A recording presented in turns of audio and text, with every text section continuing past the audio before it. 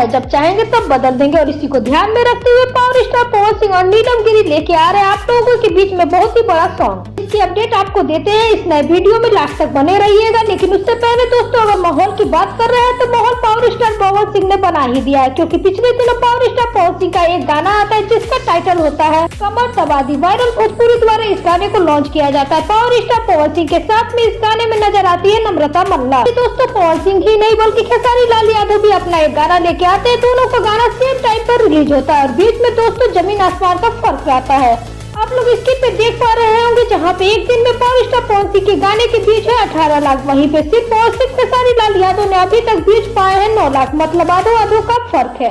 और इसलिए कहा जाता है कि अगर माहौल बनाना है तो कोई पावर स्टार पवन सिंह से सीखे। दोस्तों, इस गाने का कल इवेंट भी रखा गया था और गाने में अगर दम होगा तो ये गाना तेजी से रफ्तार भी पकड़ेगा, क्योंकि होली बाद ये पहला गाना पवन सिंह का आया है, जो कि इस गाने का वीडियो भी काफी अच्छा है।